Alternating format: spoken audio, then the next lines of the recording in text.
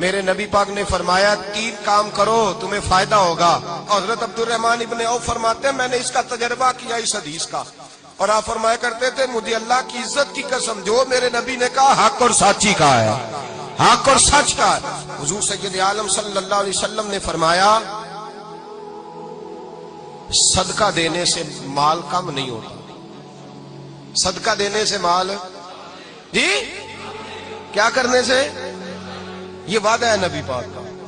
صدقہ دینے سے پیسے اچھا بتائے نا جی مجھے 1000 میں سے 500 دے دیا تو باقی کتنے رہ گئے؟ تو حضور فرما رہے ہیں کم نہیں ہوتے. 1000 دے دیا تو باقی کتنا بچا؟ نہیں بھائی، میرے محبوب فرماتے ہیں تو اللہ کے راستے میں ایک دے وہ تجھے 700 گنا کر کے واپس عطا فرمائے گا. نبی پاک نے فرمایا صدقہ دینے سے مال کم نہیں ہوتا، اور فرمایا معذرت کرنے سے عزت میں کمی نہیں آتی. معذرت کرنے سے عزت میں کمی، اللہ اکبر، معذرت کرنے سے عزت میں کمی. اور حد کر دی میرے حبیب نے، فرمایا تو رب کی رضا کے لیے عاجزی کر، تیرے نبی کا وعدہ ہے اللہ تجھے عزت عطا فرما دے گا. تو جھک جا اللہ کی رضا، عاجزی اختیار کر، سادگی اختیار کر، سادگی عاجزی کر، تجھے اللہ. دو باتیں اس میں ارشاد، ایک معذرت کر غلطی ہو جائے، اور دوسرا پہلے عاجزی کی بات سنیں. حضرت عمر بن عبدالعزیز بادشاہ تھے، سوئے ہوئے تھے، غلام بھی پاس آرام کر رہا تھا، مہمان بھی آئے تھے. غلام کی ڈیوٹی تھی ہر وقت حضرت کے پاس رہنا.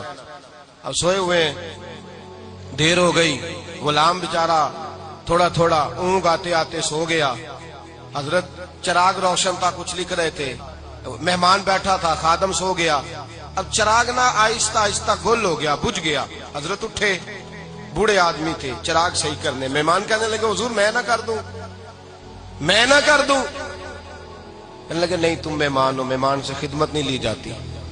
اس نے کہا غلام کو جگائیے. فرمانے لگے ابھی تو بیچارہ سویا ہے اور نیند سے بیدار کر دوں. خود گئے، اس میں تیل دوبارہ ڈالا، بتی ٹھیک کی، جلائی، واپس آ گئے. وہ مہمان اب بادشاہ کا مہمان بھی تو کوئی بادشاہ ہی ہوگا نا. کہنے لگا حضور آپ اپنے کام خود کرتے ہیں. کیا لفظ ہے، کیا حسن ہے، اور 2 جملوں میں کیا تاثیر ہے. آپ فرمانے لگے ہاں میں اپنے کام خود کرتا ہوں. جب میں گیا تھا تب بھی عمر بن عبدالعزیز ہی تھا، اور جب چراغ صحیح کر کے واپس آیا ہوں تو پھر بھی عمر بن عبدالعزیز ہی ہوں. میرے اندر کوئی تبدیلی آئی؟ میں وہی ہوں جو گیا تھا. حضرت سیدنا فاروق اعظم رضی اللہ تعالیٰ عنہ فرماتے میں بیٹھا تھا، اور ابھی 3 دن ہوئے تھے نبی پاک صلی اللہ علیہ وسلم کے وصال ظاہری کو. میں بیٹھا ہوا تھا، 2-3 بچیاں آ گئی، اور حضرت ابوبکر صدیق رضی اللہ تعالیٰ عنہ کے سامنے آ کے بیٹھ کے رونے لگی. جناب صدیق اکبر رضی اللہ تعالیٰ کا بچیوں روتی کیوں ہو؟ تو کہنے لگے آپ خلیفہ بن گئے ہیں. جب سے ہمارے ابا کا انتقال ہوا تھا ہمارا ذریعہ معاش یہ تھا کہ ہم نے بکریاں رکھی ہوئی تھی. آپ روز آتے تھے، بکریوں کا دودھ دھوتے تھے، ہم پی بھی لیتی تھی، بیچ کے گزارا بھی کر لیتی. اب آپ تو خلیفہ بن گئے، کون آیا کرے گا؟ تو حضرت ابوبکر صدیق فرمانے لگے تمہیں پتہ ہے جو خلیفہ ہوتا ہے وہ تو خادم ہوتا ہے قوم کا، میں آیا کروں گا. حضرت ابوبکر صدیق روزانہ اٹھتے عصر کے بعد اور جاتے، خلیفہ ہونے کے باوجود ان بچیوں کی بکریوں کو پکڑتے، دودھ دھوتے، ان کے گھر میں دے کے آتے.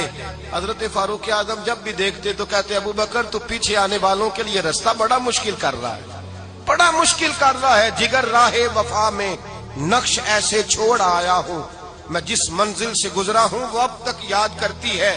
حضرت سلمان فارسی رضی اللہ تعالیٰ عنہ صوبے کے گورنر تھے، سادہ سا لباس پہن کر، سادہ سا، بس اسٹاپ پہ کھڑے تھے، جہاں سے لوگ اندر داخل ہوتے تھے، جہاں سواریاں باندھی جاتی تھی، آج ہم اپنے زبان میں اسے بس اسٹاپ کہتے. باہر کھڑے تھے، کوئی مہمان آ گیا کسی کا، اس نے دیکھا سادے سے کپڑے ہیں، خستہ سی حالی ہے، اس نے سمجھا کوئی کلی ہے، شاید معاذ اللہ کوئی ملازم ہے. کہنے لگا وہ خادم ادھر آؤ، ادھر آؤ. آپ قریب گئے، کہنے لگے میرا سامان اٹھاؤ.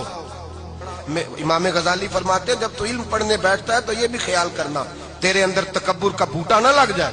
عاجزی اختیار کرنا، عاجزی.